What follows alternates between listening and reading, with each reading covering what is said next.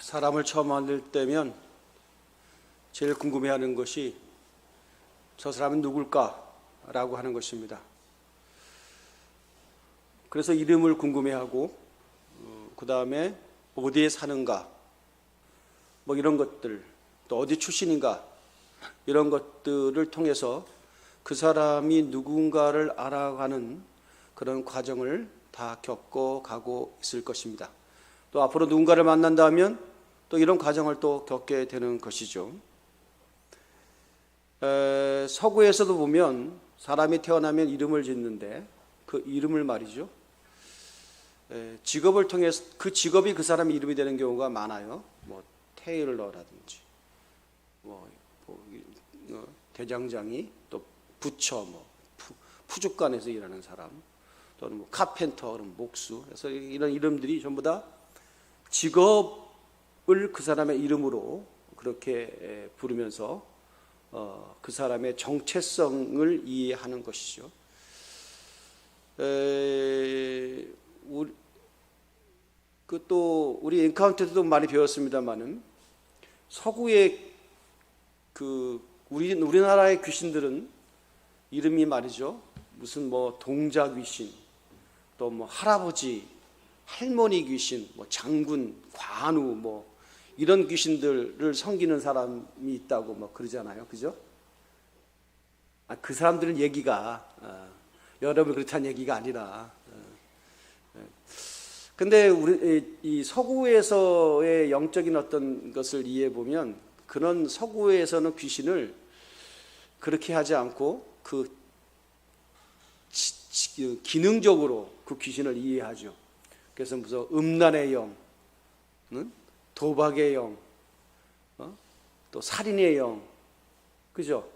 중독의 영이라고 하는 그런 어떤 기능적인 것으로 그 귀신을 또 이해를 하는 것을 보면, 그 사람이 지금 어쨌든 이 정체성을 이해한다라고 하는 것은 굉장히 중요한, 우리가 살아가는 데 있어서 가장 흔히들 접하는 그런 과정입니다.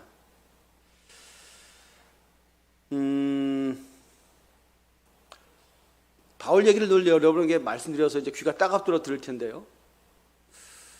바울의 정체성이 뭐냐? 스스로는 자기를 사도라고 밝히고 있습니다. 그러니까 바울의 정체성은 사도다. 또는 또 사도들을 일컬어도 제자들이라고 그러니까 나는 예수님의 제자다. 또는 교회 지도자니까 또는 리더다. 또는 장로다. 이렇게 직위를 가지고 자기 정체성을 그렇게 표현하는 것처럼 보입니다. 근데 오늘 디모데 후서죠. 목회서신서라고 일컬어지는 자기의 영적인 아들 디모데에게 교회를 이끌어가는 지도자에게 주는 당부의 말씀이라고 우리가 그렇게 평가하고 있는데, 여기서 바울은 자기 자신을 어떻게 이해하고 있는가를 지금 밝히고 있습니다. 그것은 오늘 말씀 쭉 보면 쭉 이제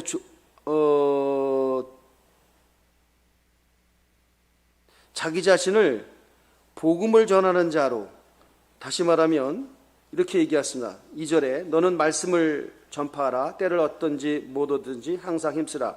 범사의 오래 참음과 가르침으로 경책하며 경계하며 권하라. 그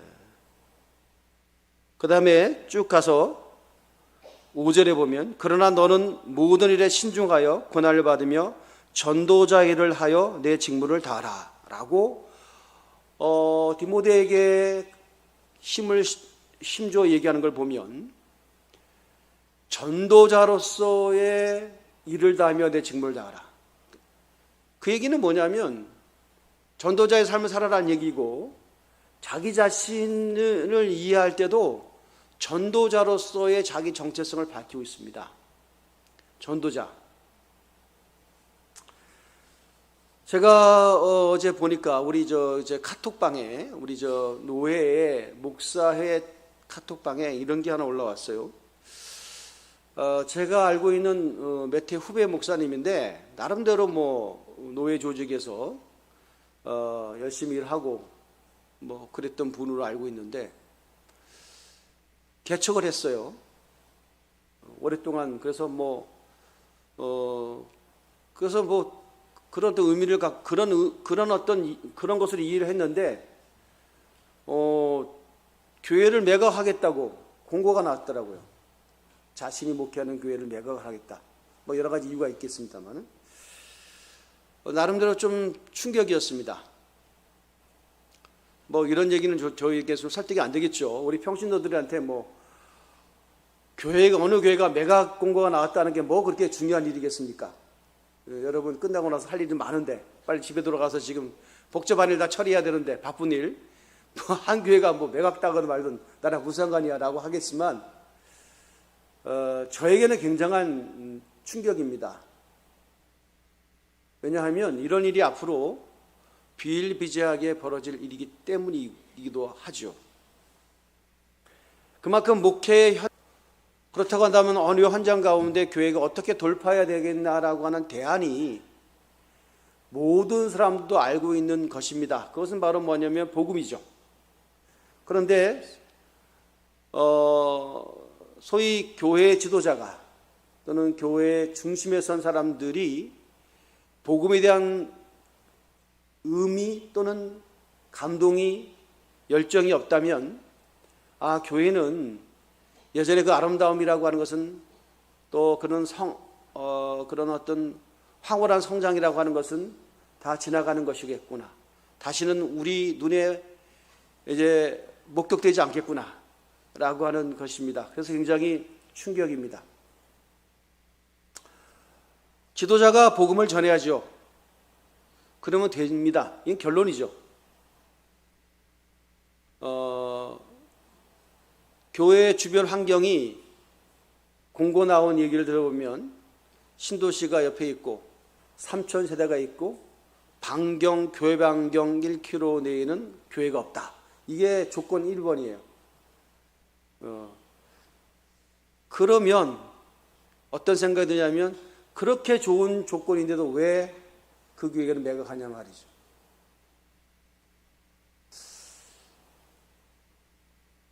저는 곰곰이 이 시대를 관통하면서 하나님 앞에 필요히 말씀을 전하면서 얼마나 힘들었는지 몰라요. 왜냐하면 오늘 이번 주 말씀 뭘 전할까 주님께 기도를 하는데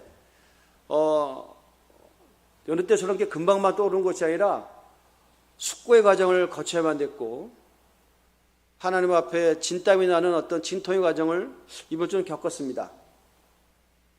또 이 말씀을 읽다가 디모데서의 말씀을 읽다가 마음에 감동을 받아서 이 말씀을 정리하면서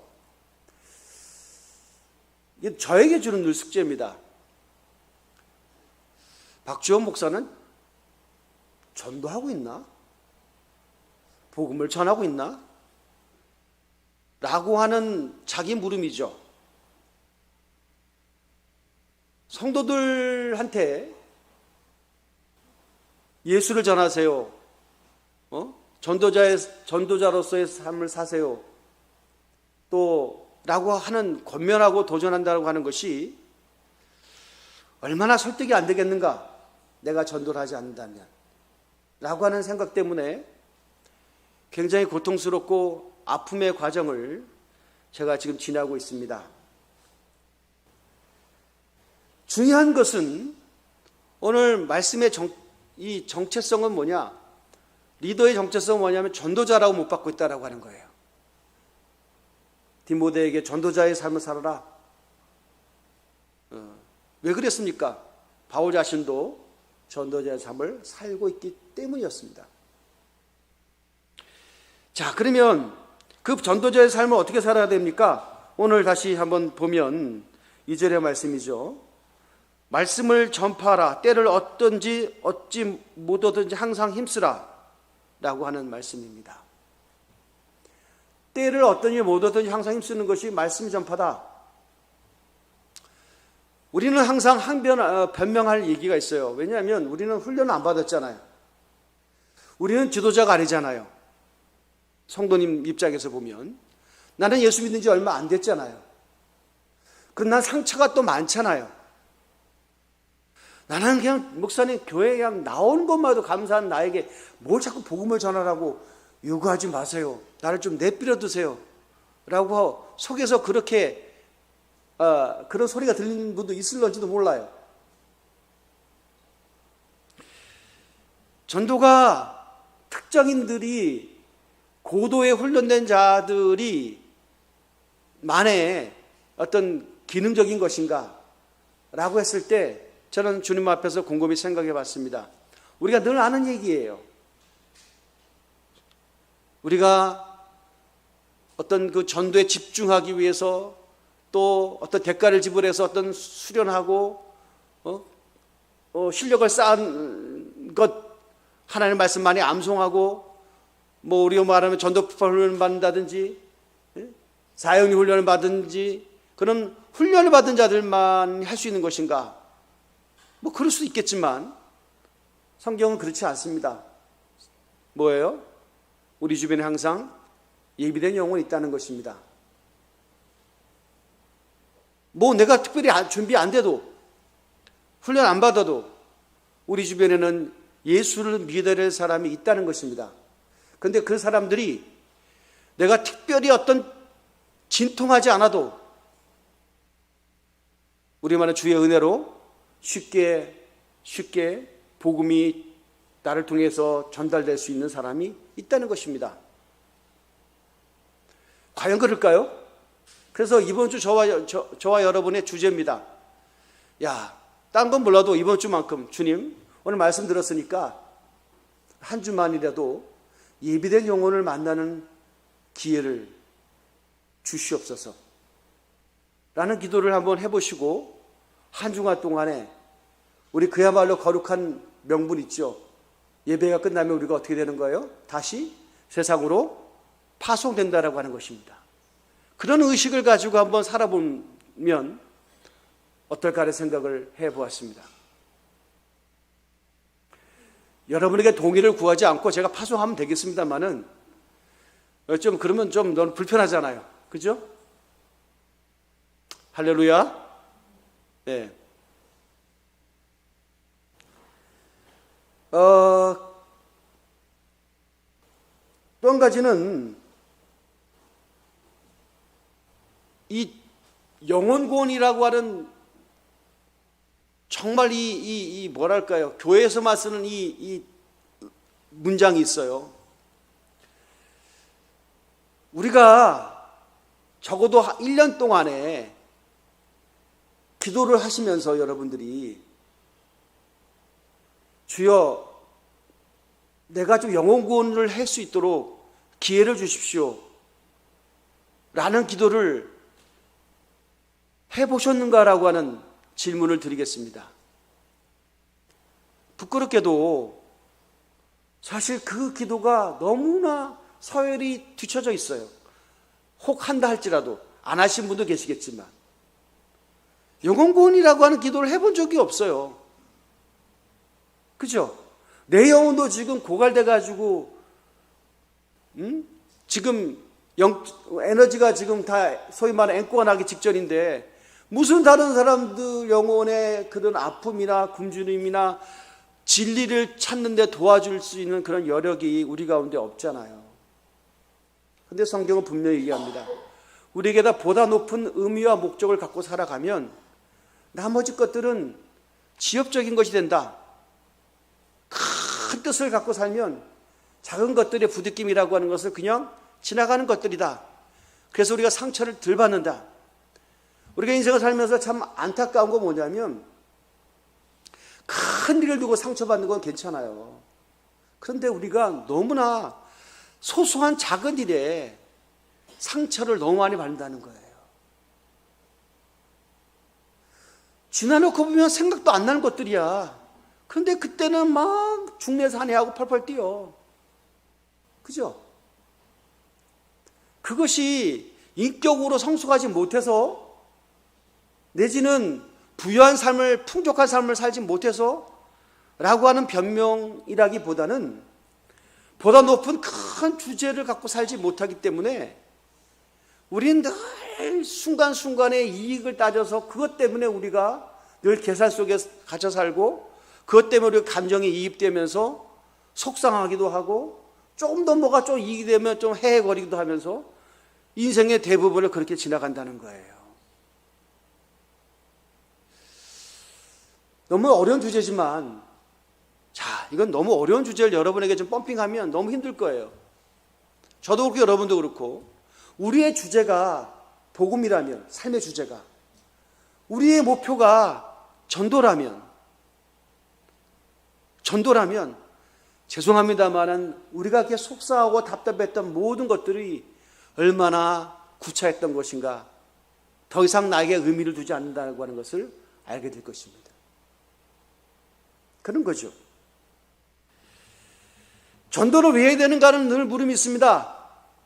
그거는 하나님의 나라는 정말 답답하게 해서라도 하나님께서 강권적으로 당신이 예비된 영혼을 찾아가서서 그냥 부서뜨리고 해가지고 그냥 끄집어내셔서 구원시키면 참 좋으실 텐데, 성경은 말합니다. 십자가의 전도에 미련한 것으로, 십자가를 전하는 전도에 미련한 것으로 영혼 구원받기를 원하신다라고 하는 것이 하나님의 뜻이라는 겁니다. 똑똑하고 잘 배우고 능력 있는 사람들 눈에는 전도가 굉장히 미련하게 보이는 것이고 답답하게 보이는 일이지만, 그것을 통해서 하나님 나라가 이루어지는 것을 하나님이 원하신다는 것입니다. 우리 이것을 빨리 깨달아지면 그게 바로 지혜이죠. 그래서 베드로전서 3장 15절에는 이런 말씀이 있어요.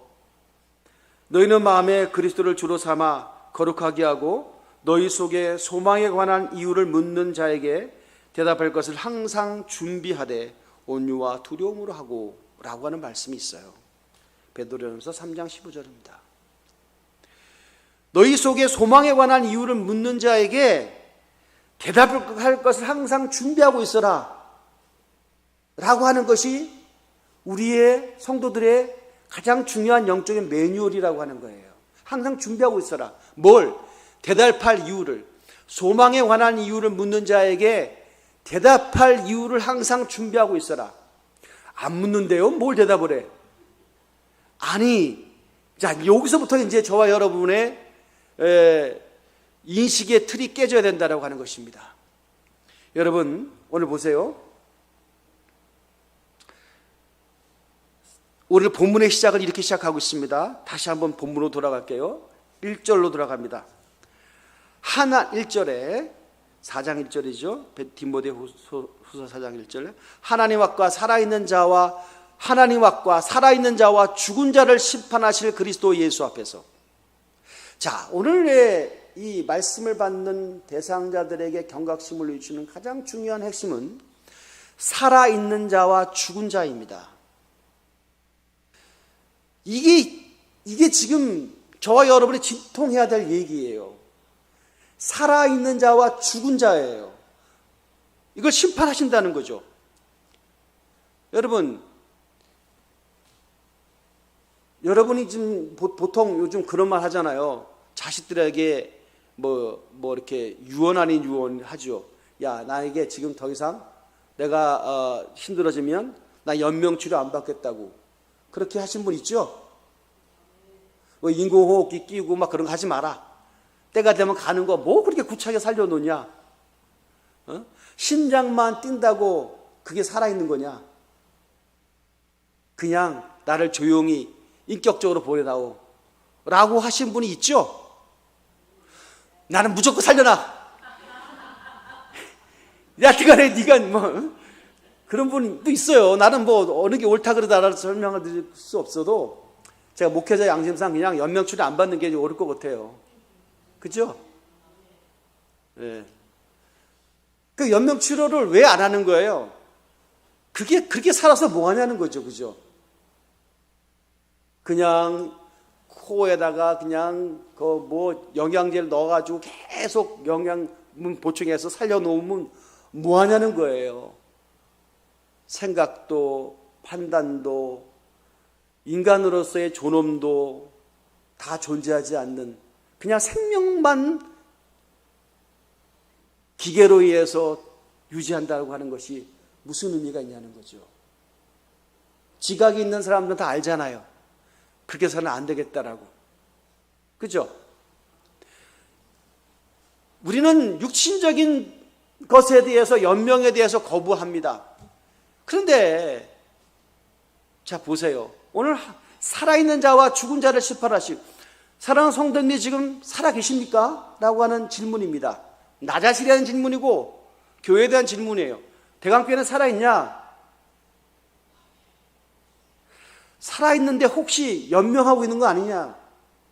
막 인공호흡기 끼고 막 심장 뛰게 하고 막 피 억지로 돌리고 막 코에다가 그냥 기관사입 해가지고 뭐 저 영양제 막 집어넣어가지고 막 살리고 있는 거냐? 아니면 진짜 살아있냐?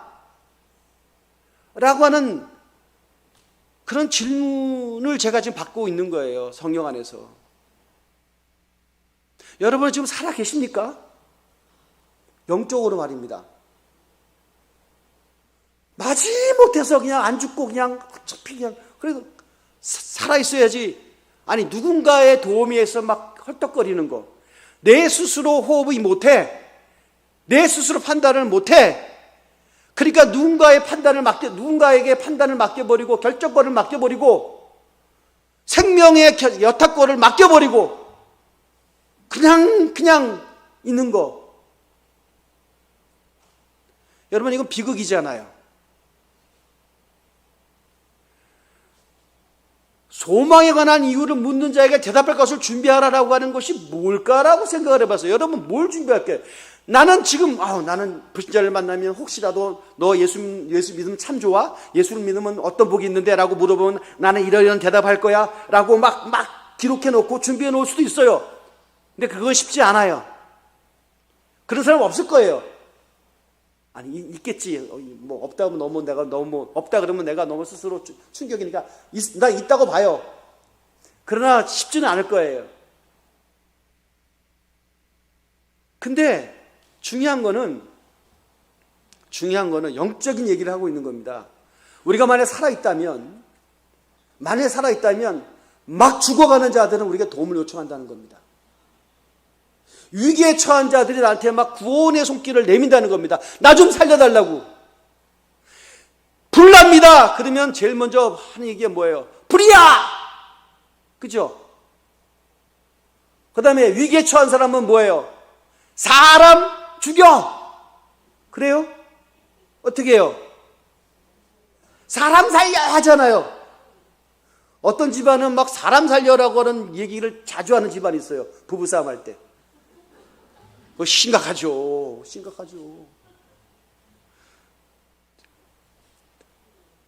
영적으로 보면 죽어가는 영혼들은 영혼의 소리를 질러요.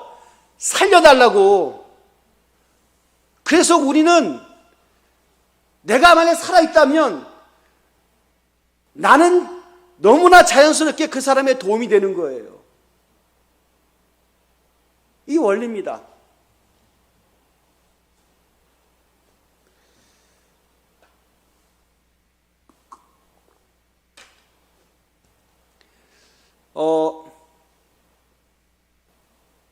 대부분의 종교들은 제가 언젠가도 한번 설명한 적이 있는데요. 그들이 섬기는 신, 귀신도 좋고 그들이 섬기는 신의 도움을 통해서 이 땅을 살아가는 것에 대한 풍요를 원해요. 성공, 그죠? 잘됨, 이런 걸 원하잖아요. 승리, 너무 고급진 단어죠. 현실적인 얘기 할게요. 신의 도움을 통해서 뭐예요? 취업도 되고 진학도 되고 결혼도 되고 승진도 되고 투자 성공도 되고 또 신의 도움을 통해서 나쁜 사람 안 만나고 그런 거죠.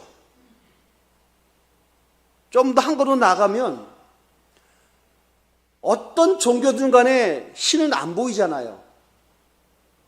신을 막 형상화시켜 놓은 종교도 있어요. 그는 저급한 종교는 신을 형상화시키죠. 그죠? 그림을 그려놓고 형체를 만들어 놓고 그것도 저것도 알려먹은 나무에다가 의미를 부여하고 돌에다 나무를 부여하고 그래서 막 뭐 어쨌든 간에 그죠? 그래서 어쨌든 그들이 궁극적으로는 보이지 않는 거예요. 그 신은. 그런데 그들이 섬기는 신, 보이지 않는 그것을 통해서 뭐예요? 지금 보이는 세계를 윤택하게 하는 거, 현실적인 복을 원하는 거죠. 이게 대부분의 종교예요. 그러나 복음은 우리가 살아있다고 하는 자들의 신앙 고백은 그게 아닙니다. 뭐죠? 보이는 것을 헌신하고 투자해서 보이지 않는 세계를 준비하는 거예요. 반대입니다. 이게 영적으로 보면 살아있는 자들이에요. 그래서 여러분이 아무리 바쁘고 아무리 힘들고 아무리 다급한 일이 있어도 지금 다 현실적으로 눈에 보이는 작업 과정 속에 있잖아요. 이런 것들을 절제하고 더 우선적인 가치가 보이지 않는 세계라는 사실을 있기 때문에 그 보이지 않는 세계를 준비하는 거죠. 그래서 외람되게도 세상 사람들은 나이 먹는 걸 별로 안 좋아해요. 누가? 그죠? 그래서 조금 연세가 드신 분에게 결례되는 건 뭐냐면 특히 여성분에게 몇 살이에요 물어보면 안 되죠. 그것이 이제 하나의 에티켓이잖아요. 다 젊어 보이기를 원하고 건강해 보기를 원하고 나이 들어 보이는 것을 다 터부시합니다만은 그러나 우리 냉정하게 한번 생각을 해보세요. 나이를 먹는다는 것이요, 여러분 저주가 아니에요. 나이를 먹는다라고 하는 것은요, 노사연 씨가 노래했던 것처럼 늙어가는 것이 아니라 익어가는 겁니다 라고 뭐 그렇게 뭐 어쨌든 노래를 부르든 말든 간에 여러분 나이를 먹는다라는 것은요 너무나 자연스럽게 뭘 생각하는 자들이에요. 젊은 사람들에 비해서 종말을 생각하는 자들이에요. 그럴 수밖에 없어요. 그거 자연스러운 거예요. 그게 왜 이렇게 복이죠. 젊고 힘있고 능력 있는 자들은 이거 잘 생각 안 하거든.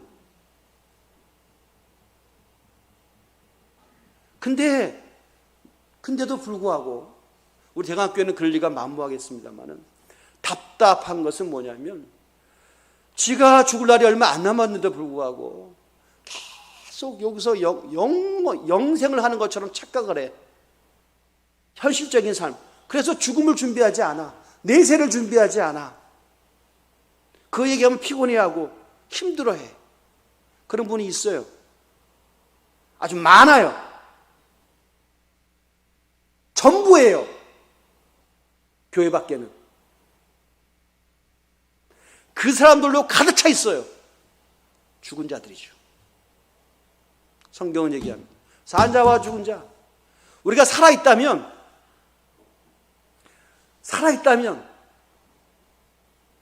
죽어가는 영혼들에 대한 관심이 생겨날 수밖에 없다는 겁니다.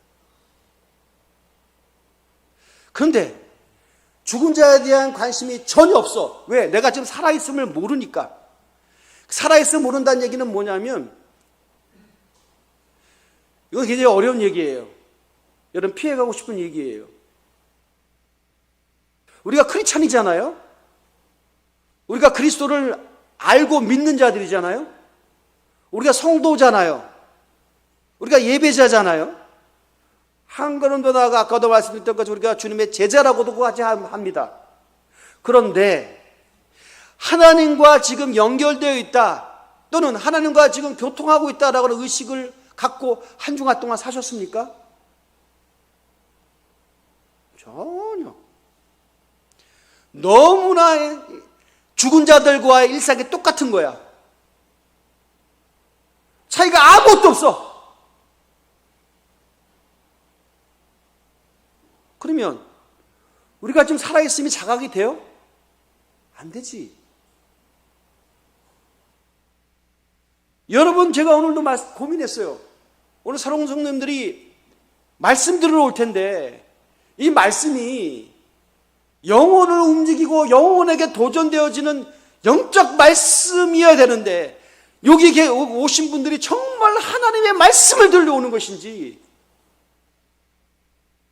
아니면 내가 하나님 믿기로 결정했는데 혹시라도 그분이 지금 살아 있어서 내가 주일에도 안 지키면 나한테 혹시라도 뭔가 잘못된 것이 올까봐 두려워서 이 자리에 참석하는 것인지도 생각해 보셔야 된다고 하는 겁니다. 뭘까요, 도대체? 여러분, 세상은 복음을 받을 준비가 되어 있지 않아요. 왜냐하면 디모데에게 바울은 분명히 얘기하기를, 세상은 3절의 말씀 보면 때가 이르리니 사람이 바른 교훈을 받지 아니하며 귀가 가리워서 자기의 사욕을 따를 스승을 많이 두고 또 그 귀를 진리에서 돌이켜 허탈한 이야기를 따르리라. 전부 다 허탈한 얘기들이에요. 허탈한 얘기들. 지나놓고 보면 다 허무한 얘기들이에요. 그거 재밌다고 좋다고 그냥 희닥거리고, 그리스도인이라고 하는 사람들이 죄짓는 모든 곳에 다 있어. 아주 그냥 우선순위야. 1순위로 다 있어. 아주 주도를 해. 허탄한 이야기가 오고 가는 현장 말입니다. 아니, 연예인들의 얘기가 뭐 이렇게 재밌어? 어차피 인기를 먹고 사는 사람들이, 물론 연예인들, 배우들은 인간의 본성을 대리하는 자기 때문에 그래, 대리만족이기 때문에 그럴 수 있어. 근데 그러다 말아야지. 뭐가 그렇게 내 인생의 주제가 되냐고, 그 사람들 일상이. 세상의 정치가 중요하죠. 큰일이죠. 근데 그것이 내 영혼을 죽이고 살리지는 못해요. 내가 구현하는 이상세계를 대리하는 어떤 사람이 권력을 잡았으면 좋겠다라고 하는 것이지, 사실 그 이상도 그 이하도 아니에요. 그러면 뭐예요? 내 영혼을 죽이고 살리고 하는 그 결정권자, 영혼의 생사 여탈을 쥐고 있는 그분과의 만남이라고 하는 것이 얼마나 충격적이고 얼마나 내 인생을 솜들이 채 투자해도 최고의 가치가 된다는 사실이 알아지는 그 순간부터, 그때부터 우리는 뭐예요? 진리를, 내가 지금 내 영이 내 속에서 지금 살아있구나, 주님과 하나님과 지금 내가 교통하고 있구나 하는 것이 깨달아지는 그 순간, 영적으로 교통하지 못하는 영혼들에 대한 답답함과 한 걸음 나가 그들을 구원시키지 못한 그 억울함이 우리 가운데 작동한다면, 이것이 바로 성경에서 말하는 전도자라고 하는 것입니다. 전도자. 전도자의 삶이 너무 직업적인 것 같잖아요. 그리고 종교적인 것 같잖아요. 전도자의 삶이 너무 헌신된 것 같잖아요. 너무 광신도적인 거로 보이잖아요. 그런데 중요한 것은 저와 여러분이 지금 살아있다면 추구하는 자들이 우리에게 도움을 요청한다는 겁니다. 이거 중요한 사실이에요. 복음이 지금 다 노출돼가지고 다 교회에서 알고, 대부분 다 전도 예수 믿어 그러면 나 옛날 교회 다녀봤다고 그런 사람도 태반이고, 그런 사람, 그죠? 얼마나 많아요. 이제 목사님 전도사는 없어요. 다 교회 한번 다녀보고 지금 다 이제 다 끝났어요 라고 하는 사람이 있다 손 치더라도, 죄송합니다마는 그런 사람들이 혹시라도, 그런 사람들이 교회에 상처를 받았다, 시험 들었다, 실진한다 해서 떠났던 사람들이 그가 다녔던 신앙생활의 어느 지점에 정말 예수를 제대로 만났다면, 주의 말씀을 제대로 들었다면 지금 이 자리에 전도를 받고 있겠냔 말이에요.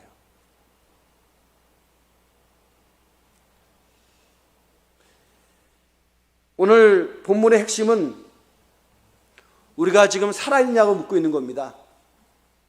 살아있느냐? 신앙 고백은 산자와 죽은 자를 심판하여 오실 예수 그리스도를 기다리는 것이다 라고 하는 사도신경의 신앙 고백을 가지고 교회가 태동됐습니다. 살아있느냐? 여러분, 저 살아계십니까? 하나님과 교통하고 계십니까?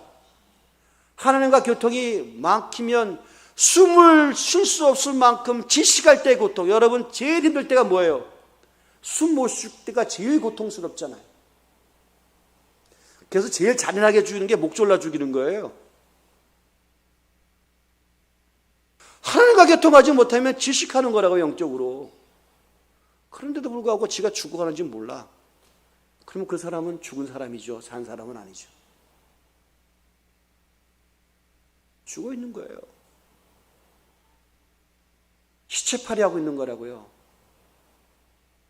그러면 이 자극적인 도전 앞에 저도 몸부림을 치고 여러분도 고통해야 됩니다. 다시 처음으로 돌아가겠습니다. 한 주간 동안 사실 때 나에게 과연 예비된 영혼이 만나지겠는가? 하나님 살아계시다면 나한테 예비된 영혼을 붙여주시겠는가? 중요한 것은 우리의 관찰자, 저 사람이 혹시 예비된 영혼이 아닐까라고 하는 영적인 관심이 있을 때 하나님께서는 우리에게 예비된 영혼을 붙여주실 것입니다. 한 주간 동안 이 주제를 가지고 한번 묵상해 보십시오. 고민해 보십시오. 여러분, 무엇을 먹을까, 무엇을 마실까 문제 고민하지 마세요. 여태까지 평생 그렇게 사셨잖아요. 죄송합니다, 이런 표현이 거칠어도 그렇게 평생 살아도 이 모양이잖아요. 평생 돈돈돈거리고 맨날 성공거리고 살았는데도 불구하고 이 정도잖아요. 앞으로 또 그렇게 살아본들 그렇게 됩니다. 그 수준입니다. 죽어 있는 자의 매뉴얼을 쫓지 마시고 산 자의 매뉴얼을 쫓아서 하시기를 주의 이름으로 축원드립니다. 할렐루야. 영적인 호흡이 있기를 바랍니다. 그것이 우리의 기도라면, 그것이 우리 찬양이라면, 산자의 잔치가 예배라면 이 가치를 귀하게 여기시고, 그리고 우리의 모습을 통해서 죽어가는 자들이 도전을 받을 것입니다. 야, 너는 뭔데 교회를 열심히 다니냐? 뭐가 좋다고? 야, 내가 싫은데 다니겠어? 내가 할 일 없이 다니겠어? 좋으니까 다니지. 네가 모르는 놀라운 비밀이 있으니까 다니지. 할렐루야. 그런 얘기 좀 한번 좀 해보셔야 될 것 같지 않아요? 내 인생에 한 번만이라도. 기도하겠습니다.